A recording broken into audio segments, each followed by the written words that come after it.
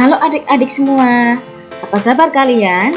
Kembali berjumpa dengan Bu Jati untuk mempelajari materi kegiatan ekonomi di negara agraris dan negara kepulauan. Apakah kalian siap untuk memulai? Mari kita mulai. Sebelum kita masuk ke materi kegiatan ekonomi di negara agraris dan negara kepulauan, Bu Jati ingin menerangkan arti dari negara agraris itu sendiri.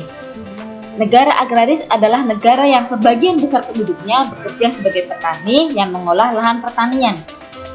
Indonesia mempunyai banyak sekali lahan sawah, perkebunan, dan juga hutan. Maka dari itu, Indonesia merupakan negara agraris. Kegiatan ekonomi mempunyai banyak bidang. Itu semua tergantung dengan keadaan lingkungannya. Bagaimana kegiatan ekonomi di negara agraris? Kegiatan ekonomi di sektor agraris biasanya berkaitan langsung dengan pengelolaan tanah yang subur. Maksudnya tanah yang subur itu apa sih, Bu? Nah, tanah yang subur itu maksudnya jika kita menanam sesuatu maka itu akan menjadikan hasil.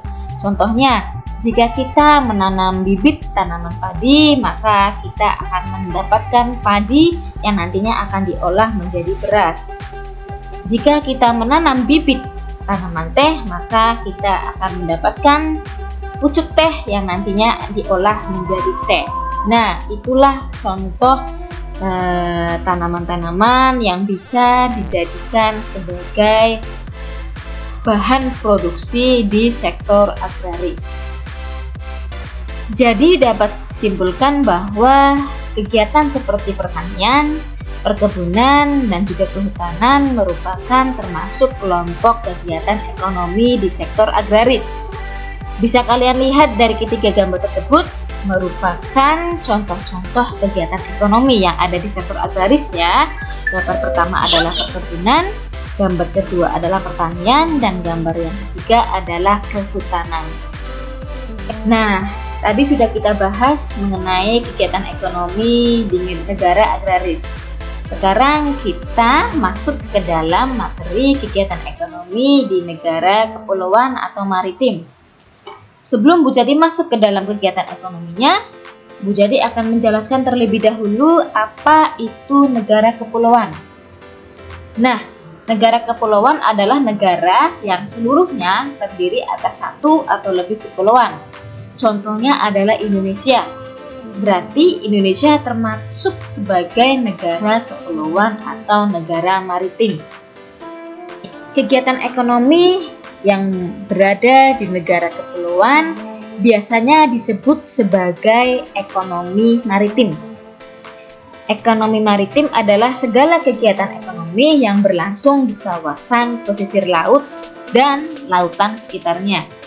Kegiatan ekonomi maritim ini biasanya dilakukan oleh negara yang mempunyai banyak pulau atau negara yang memiliki luas lautan yang signifikan.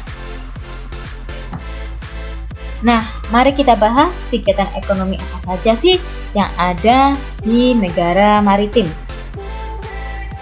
Pengrajin kapal banyak ditemui di kota-kota yang berada di pesisir pantai. Contohnya Tegal, Pekalongan, Semarang, dan lain sebagainya. Karena negara kepulauan hampir sebagian besar wilayahnya adalah laut, alat transportasi yaitu kapal sangat penting untuk mobilitas. Maka dari itu, kegiatan ekonomi di jasa penyeberangan antar pulau sangat maju. Selain jasa penyeberangan untuk aktivitas manusia, kegiatan pengiriman barang melalui transportasi laut pun sangat maju di negara kepulauan. Yang terakhir adalah wisata bahari. Karena negara kepulauan mempunyai banyak sekali pantai-pantai yang indah dan bisa dijadikan sebagai objek pariwisata untuk mendukung kegiatan ekonomi maritim. Nah, anak-anak, pada tampilan berikut ini merupakan gambaran kegiatan ekonomi yang ada di negara kepulauan. Coba lihat yang atas. Yang atas, apakah kalian tahu kegiatan bagian apa itu? Ya, itu merupakan pengrajin kapal. Bagaimana kalau yang di samping kanan kalian?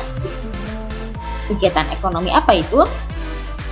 Ya, itu merupakan jasa transportasi antar pulau. Lalu yang paling bawah merupakan kegiatan apa? Betul, merupakan kegiatan ekonomi di bidang pariwisata, yaitu menyelam. Anak-anak sekalian tidak boleh menyelam ya kalau belum belajar sebelumnya.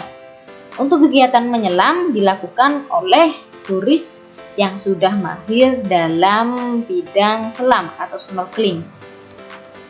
Anak-anak, demikianlah pembelajaran hari ini di tema 5, subtema 2, pembelajaran 4. Semoga pembelajaran kali ini dapat bermanfaat untuk kalian semua. Baiklah anak-anak, Ibu Jati akhiri, tetap semangat, jaga kesehatan, dan jangan lupa cuci tangan setelah berkegiatan. Assalamualaikum warahmatullahi wabarakatuh.